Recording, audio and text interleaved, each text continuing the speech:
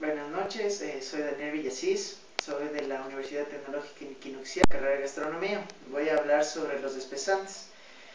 Seguramente que a todos nos ha pasado alguna vez que cocinando una salsa, un estofado, un puré, nos ha quedado demasiado líquido, cuando lo ideal en la receta era una textura mucho más densa. Es por ello que en cocina, tanto a nivel casero como en la cocina industrial, se emplean los espesantes. Los espesantes en la cocina, dependiendo del tipo, puede añadirse durante o después de la cocción. Depende del tipo de salsa, del estofado, guiso, crema o lo que se quiera hacer más denso. Los agentes espesantes son sustancias que al agregarse a una mezcla aumentan su viscosidad, sin modificar sus otras propiedades como el sabor. Proveen cuerpo, aumentan la estabilidad y ayudan a texturizar más el producto. Una de las más conocidas son las gelatinas, la yema de huevo, que se la puede implementar de dos maneras, que puede ser cruda, que es para espesar, y también puede ser para amalgamar los productos, por ejemplo, al momento de hacer unas albóndigas, unas hamburguesas.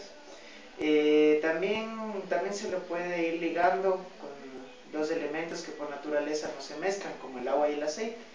Un ejemplo típico sería la mayonesa. En cambio, cocida es también muy útil para espesar vinagretas, consomés o potajes en general. Otra de las más usadas también es la crema de leche o nata, también conocida. Esta se emplea también igual en sopas, en cremas, son las más usadas, que también le aportan sabor y textura a los platos.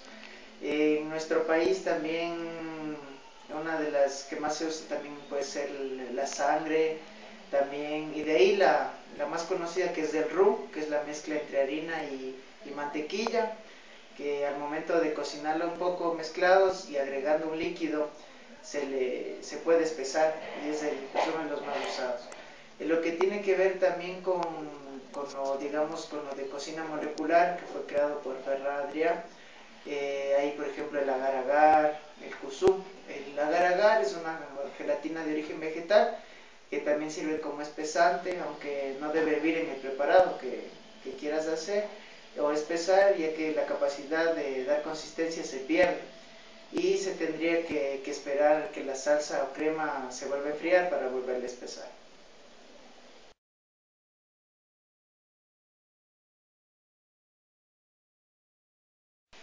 En la cocina se han utilizado desde siempre productos para espesar, salsas, cremas, jugos, sopas, etc. Este es un concepto que ha dado Albert y Ferran Adrià.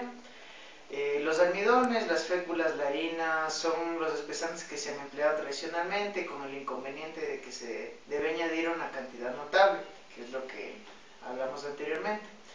Con la familia espesante que presenta, por ejemplo, en la página de Ferran Adrià, que es de la Santana, es un nuevo producto capaz de espesar las elaboraciones de cocina con una cantidad mínima y sin distorsionar en absoluto las características gustativas iniciales, que es la primordial característica que debe tener uno de los espesantes.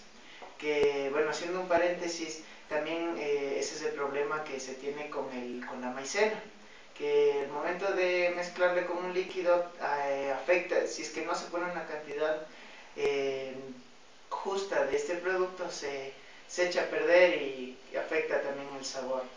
El cuadro de elaboraciones de texturas que tiene Ferran Adrià se dividen algunas según la textura que uno quiera realizar. Por ejemplo, en lo que es la gelatina, y el producto que se debe usar es Iota, Algin mascalzin, agar, gelam, capa, y también se puede mezclar dependiendo qué es lo que quiera. Por ejemplo, para unas perlas que se mezclan con la jeringa, para que dé la figura tiene que mezclarse capa con agar. En las texturas, dependiendo qué se quiera, por ejemplo, un aire frío caliente, se tiene que usar el Lecit, un aire de alcohol puro el sucro, espuma fría la Santana, espuma caliente el metil, espuma cremosa igual la goma Santana, y para nubes calientes el metil. También para la emulsión de agua y grasas es gliss más sucro o algin más citras. La esferificación básica es calcic, una mezcla de calcic, y otra es gluco más Santana y más algin, que ese es para el inverso.